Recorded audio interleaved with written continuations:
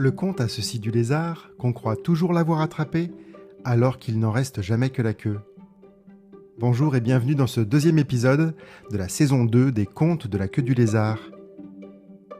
Parcourir l'état du Chiapas au Mexique a constitué pour moi une expérience magique qui a durablement envoûté mon imaginaire. Écoutons l'histoire qui en a jailli, la chenille poilue devenue princesse. Il y avait dans une clairière une mare. C'est dans cette mare qu'un singe assoiffé s'apprêtait à lamper quand il entendit soudain une voix lointaine qui lui criait « Ne bois pas de cette eau corrompue, demain tu ne vivras plus !»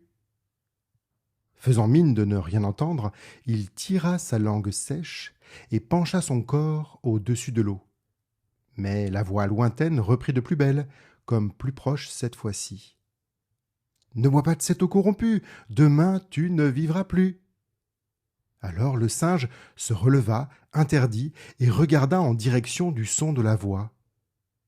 C'était une petite chenille toute poilue qui rampait dans les herbes folles et qui s'époumonnait à lui crier gare.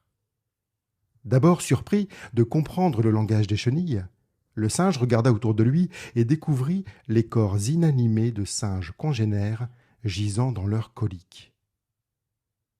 Comprenant sa chance, il s'adressa à la chenille en ces mots. « Tu m'as sauvé d'une mort certaine. Pour ta peine, je t'offre cette pierre souveraine. » Alors, il tendit la petite pierre à la chenille, qui grimpa péniblement dessus, et il continua. « Si tu lèches cette pierre souveraine, tout te sera aubaine. » Sans plus de manière, le singe s'éclipsa à la recherche d'une mare plus pure, dans laquelle trempaient ses lèvres et sa langue. Pendant le même temps, la chenille léchait déjà la pierre souveraine en prononçant dans sa langue son premier vœu. C'est ainsi que la chenille toute poilue devint princesse.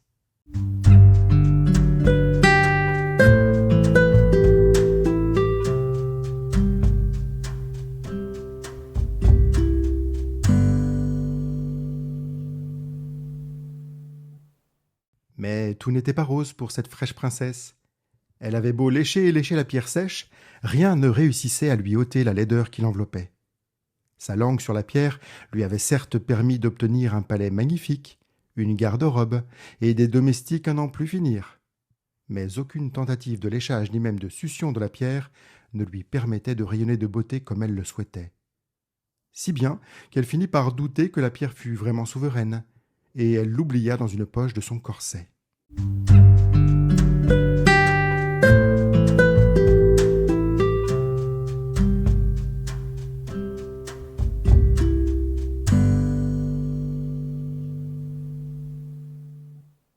Malgré sa laideur, le bruit avait déjà couru dans les royaumes alentours qu'une princesse bon parti vivait recluse dans son palais. C'est pourquoi de nombreux prétendants, bravant leur terreur face à sa laideur et réprimant même un renvoi, se massèrent aux portes du palais de la riche princesse Chenille. De ces nombreux prétendants, elle en retint 3 qui se présentèrent devant elle, chacun à leur tour. Au premier, elle demanda qu'il lui trouvât l'élixir pour l'embellir, élixir qui était composé d'ingrédients si exceptionnels qu'il n'existe pas dans notre dictionnaire. Avant qu'il ne partît à l'aventure, elle exigea du premier prétendant qu'il lui épilât les poils des pattes qu'elle avait gardés de son état naturel d'asticot, qu'il lui perçât les boutons purulents qui ornaient ses chevilles de chenille et la pliure de ses genoux. Peut-être que le premier prétendant s'exécuta et qu'il partit à la recherche de l'élixir, les mains encore pleines de poils et de substances molles et visqueuses. S'il est bien parti, il n'est à ma connaissance toujours pas revenu.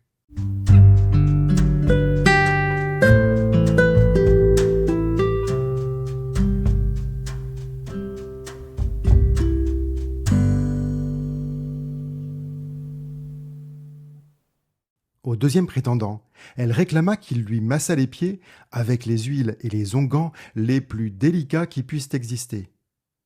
Avant qu'il ne partît à l'aventure, elle exigea du deuxième prétendant qu'il lui prodiguât une première friction de pied, afin de s'assurer qu'il s'y entendait en matière de massage.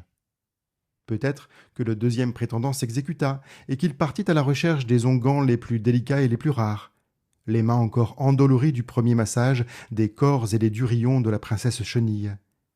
S'il est bien parti, il n'est à ma connaissance toujours pas revenu.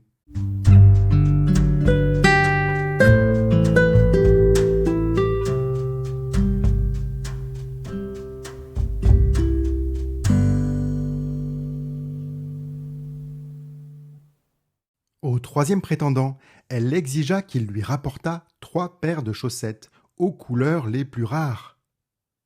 Avant qu'il ne partît à l'aventure, en posant son index et son pouce sur son menton mou d'ancienne chenille, elle lui demanda de noter sur son carnet la couleur précise des chaussettes qui ciraient à ses petons. Et elle raconta à son prétendant à quoi pouvait bien ressembler la couleur des chaussettes qu'elle désirait. La couleur des larmes de la vieille qui se pique le doigt avec son ouvrage dans la plus haute montagne où jaillit une source d'eau chaude. La couleur des larmes de cette vieille-ci, exactement, précisa la princesse. La couleur des grêlons fondus sur la coquille d'œuf éclos du nid d'aiglons bleus qui fondent très jeunes sur leur proie. La couleur exacte de ces grêlons fondus, n'est-ce pas ? Ajouta la princesse. La couleur de la lave qui jaillit du volcan des étoiles filantes que je vois passer le soir au-dessus de mon palais. La couleur de cette lave-ci, et pas une autre couleur, est-ce bien clair ? Demanda la princesse au travers de cette question qui était bien plus un ordre qu'une interrogation.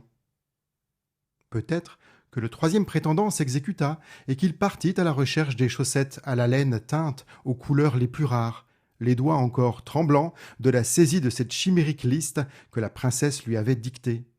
S'il est bien parti, il n'est à ma connaissance toujours pas revenu. L'histoire ne dit pas quel prétendant la princesse Chenille choisit enfin, et si elle utilisa à nouveau les pouvoirs de la pierre souveraine. Tout ce que je sais, c'est qu'elle mourut en couche, des chaussettes aux pieds, en donnant naissance à un papillon monarque.